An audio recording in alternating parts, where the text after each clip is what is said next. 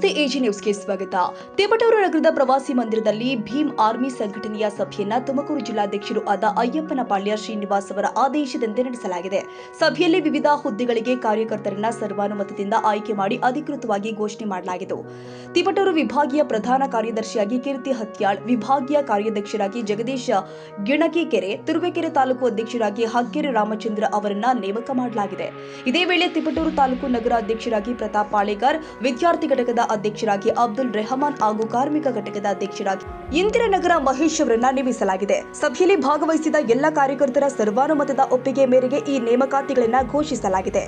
ಹಾಗೂ ಕೀರ್ತಿ ಹತ್ಯಾಳ್ರವರೇ ಹಾಗೂ ನಗರಸಭಾ ಅಧ್ಯಕ್ಷರಾದಂತಹ ಶ್ರೀಯುತ ಇರ್ಫಾನ್ ಅವರೇ ಹಾಗೂ ನಗರ ಘಟಕದ ಅಧ್ಯಕ್ಷರಾದಂತಹ ಶ್ರೀಯುತ ಸತೀಶ್ ಅಣ್ಣನವರೇ ಹಾಗೂ ನಗರ ಘಟಕದ ಮತ್ತೊಬ್ಬರು ಅಧ್ಯಕ್ಷರಾದಂತಹ ಪ್ರತಾಪ್ ಅವರೇ ಹಾಗೂ ಇಲ್ಲಿ ಆಸೀನರಾಗಿರುತ್ತ ಎಲ್ಲ ಭೀಮ್ ಆರ್ಮಿಯ ಸಂಘಟನೆಯ ಕಾರ್ಯಕರ್ತರುಗಳೇ, ಆತ್ಮೀಯರೇ, ಏನಿವತ್ತು ಭೀಮ್ ಆರ್ಮಿ ಸಂಘಟನೆಯನ್ನು ತಿಪಟೂರು ತಾಲೂಕಿನಲ್ಲಿ ಪದಾಧಿಕಾರಿಗಳ ಒಂದು ಆಯ್ಕೆ ಕಮಿಟಿಯನ್ನು ಹಮ್ಮಿಕೊಂಡಿದ್ದು, ಈ ಒಂದು ಕಾರ್ಯಕ್ರಮದ ಎಲ್ಲ ತಾಲೂಕಿನ ತಿಪಟೂರು, ಚಿಕ್ಕನಾಯಕನಹಳ್ಳಿ, ತುರುವೇಕೆರೆ ಈ ಒಂದು ಭಾಗದಲ್ಲಿ ವಿಭಾಗೀಯ ಅಧ್ಯಕ್ಷರಾದಂಥ ಶ್ರೀಯುತ ಮೋಹನ್ ಜಗ್ನಳ್ಳಿರವರ ಸಾರಥ್ಯದಲ್ಲಿ ಇಡೀ ಈ ಒಂದು 3 ಭಾಗಗಳಲ್ಲಿ ಒಂದು ಒಳ್ಳೆ ರೀತಿಯ ಭೀಮ್ ಆರ್ಮಿ ಸಂಘಟನೆಯನ್ನು ಕಟ್ಟಬೇಕು ಅಂತ ಹೇಳಿ ಈ ಒಂದು ಆಯ್ಕೆ ಕಮಿಟಿಯನ್ನು ಮಾಡಿದ್ದಾರೆ.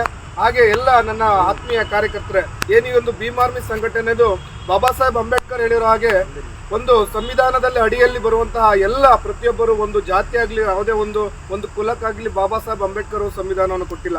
ಈ ಒಂದು ಸಮಾಜದಲ್ಲಿ ಪ್ರತಿಯೊಬ್ಬರಿಗೂ ಏನು ಹಿಂದುಳಿದವರು ಇರ್ಬೋದು, ಅಲ್ಪಸಂಖ್ಯಾತರು ಇರ್ಬೋದು, ಈ ಒಂದು ಸಮಾಜದಲ್ಲಿ ಅನ್ಯಾಯಕ್ಕೆ ತುಳಿತಕ್ಕೆ ಒಳಗಾಗಿರುವಂಥ ಎಲ್ಲ ಸಮುದಾಯದವ್ರಿಗೂ ಕೂಡ ಬಾಬಾ ಸಾಹೇಬ್ ಅಂಬೇಡ್ಕರ್ ಸಂವಿಧಾನದಲ್ಲಿ ಒಂದು ಅವಶ್ಯಕತೆಯನ್ನು ಕೊಟ್ಟಿದ್ದಾರೆ.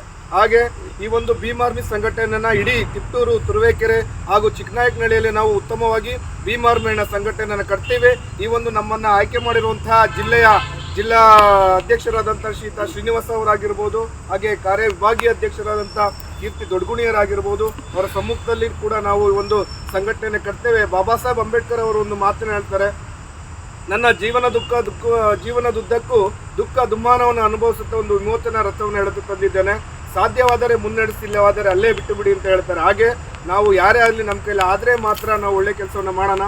ಈ ಒಂದು ಭೀಮ್ ಆರ್ಮಿ ಸಂಘಟನೆಯನ್ನು ಇನ್ನೂ ಉತ್ತುಂಗವಾಗಿ ನಾವು ಹೇಳುವಂಥ ಕೆಲಸವನ್ನು ಮಾಡ್ತೇವೆ ಅಂತ ಈ ಮೂಲಕ ಹೇಳ್ತಾ ಹಾಗೆ ಈಗ ಇತ್ತೀಚಿನ ದಿನಗಳಲ್ಲಿ ನಟ ಚೇತನ್ ಅಹಿಂಸರ್ ಅವರು ಏನೀಗ ಒಂದು ಸೋಷಿಯಲ್ ಮೀಡಿಯಾ ಆಗಿರ್ಬೋದು, ಏನು ಸಾರಾ ಗೋವಿಂದ್ ಅವ್ರ ಮೇಲೆ ದಬ್ಬಾಳಿಕೆ ಮಾಡುವಂಥದ್ದು, ದೌರ್ಜನ್ಯ ಮಾಡುವಂಥದ್ದನ್ನು ಕೆಲಸವನ್ನು ಮಾಡ್ತಾ ಇದ್ದಾರೆ.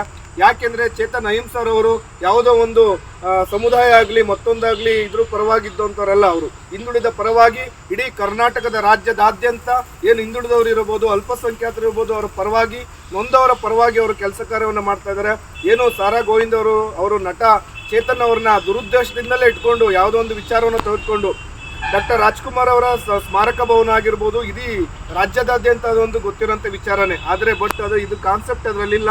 ಇದನ್ನು ದುರುದ್ದೇಶವಾಗಿ ಇಟ್ಕೊಂಡೆ ಒಂದು ಮೇಲ್ಜಾತಿಯ ಬ್ರಾಹ್ಮಣ್ಯೇತರವಾದಂಥ ಈ ಒಂದು ವಿವಾದವನ್ನು ಸಿಲುಕಿಸ್ಬೇಕು ಅಂತೇಳಿ ನಟ ಚೇತನ್ ಅವರ ವಿರುದ್ಧವಾಗಿ ಒಂದು ಷಡ್ಯಂತ್ರವನ್ನು ಮಾಡ್ತಾ ಇದ್ದಾರೆ. ಈ ಮೂಲಕ ನಾವು ಎಚ್ಚರಿಕೆ ಕೊಡೋದೇನು ಅಂತಂದರೆ, ನಟ ಚೇತನ್ ಅವರು ಇಡೀ ಕರ್ನಾಟಕದ ರಾಜ್ಯದಾದ್ಯಂತ ಅವರದೇ ಆದಂಥ ಒಂದು ಸಂಘಟನೆಯಲ್ಲಿ ಚಾಪನ್ನು ಮುಟ್ಟಿಸಿದ್ದಾರೆ. ಅವರ ವಿರುದ್ಧವಾಗಿ ಯಾರಾದರೂ ಕೂಡ ಏನಾದರೂ ಷಡ್ಯಂತ್ರ ಮಾಡೋದು, ಅವ್ರನ್ನ ದೌರ್ಜನ್ಯ ಮಾಡೋದು, ಅವ್ರ ಮೇಲೆ ಗುಂಡಾಗಿರಿ ಮಾಡೋದು, ಅವ್ರ ಮೇಲೆ ಮತ್ತೊಂದು ಏನಾದರೂ ಅಕ್ರಮವಾದಂಥ ಚಟುವಟಿಕೆಗಳನ್ನು ಏನಾದರೂ ಮಾಡಿದ್ರೆ ನಾವು ಈ ಸಂಘಟನೆ ಮೂಲಕ ಅವ್ರಿಗೊಂದು ಎಚ್ಚರಿಕೆ ಕೊಡ್ತಾ ಇದ್ದೇವೆ.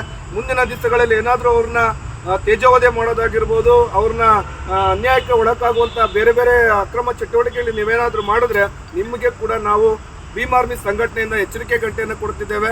ನಿಮ್ಮ ವಿರುದ್ಧವಾಗಿ ನಾವು ಇಡೀ ತಾಲೂಕು ಆಗಿರ್ಬೋದು, ಜಿಲ್ಲೆ ಆಗಿರ್ಬೋದು ಹೋರಾಟಕ್ಕೆ ಇಳಿಯೋಕ್ಕೆ ನಾವು ರೆಡಿ ಇದ್ದೇವೆ. ಹಾಗಾಗಿ ಚೇತನ್ ಅಹಿಂಸಾ ಅವರಿಗೆ ಮೂಲಕ ಹೇಳೋದು, ಇಡೀ ಕರ್ನಾಟಕದ ರಾಜ್ಯದಾದ್ಯಂತ ಎಲ್ಲ ಹಿಂದುಳಿದ ಸಂಘಟನೆಗಳು ನಿಮ್ಮ ಪರವಾಗಿದ್ದಾವೆ. ಯಾವುದೇ ಕಾರಣಕ್ಕೂ ಇದನ್ನು ಗೊಂದಲಕ್ಕೀಡಾಗುವಂಥ ಬೇಡ ಅಂತ ಹೇಳಿ ಈ ಮೂಲಕ ನನಗೆ ಮಾತನಾಡೋ ಅವಕಾಶ ಮಾಡಿಕೊಟ್ಟಂತ ಎಲ್ಲರಿಗೂ ಹೊಂದಿಸಿ ನನ್ನ ಮಾತನ್ನು ಮುಗಿಸ್ತಾ ಇದ್ದೀನಿ. ಜೈ ಭೀಮ್, ಜೈ ಮಾರ್. ಎಚ್.ಎಸ್. ಜಫ್ರುಲ್ಲಾ, ಚಿಕ್ಕನಾಯಕನಹಳ್ಳಿ, ಎಜಿ ನ್ಯೂಸ್. ಕನ್ನಡಿಗರ ಮೆಚ್ಚಿನ ನಿಮ್ಮ ಎಜೆ 24/7 ನ್ಯೂಸ್ ಕನ್ನಡ ವಾಹಿನಿ ಇದೀಗ ಟಿವಿಯಲ್ಲಿ ಲಭ್ಯ. ವೇಳೆ ನೋಟಿಸ್ ಕೊಟ್ಟಿದ್ರೆ ವಾಪಸ್ ತಗೋತೀವಿ. ಇವತ್ತು ವಕ್ಫ್ ಪ್ರಾಪರ್ಟಿ ಅಂತೇಳಿ ಬರ್ತದೆ ಅಂತ ಹೇಳಿದ್ರೆ ರೈತರು ಬೀದಿಗೆ ಬಂದ್ರೆ ಏನ್ ಮಾಡ್ಬೇಕಾಗತ್ತೆ? ಯಾರು ವೋಟ್ ಹಾಕಿಲ್ಲ ಅಂದ್ರೆ ಗ್ಯಾರಂಟಿನೆಲ್ಲ ಸ್ಟಾಪ್ ಮಾಡ್ಬಿಡ್ತೀವಿ.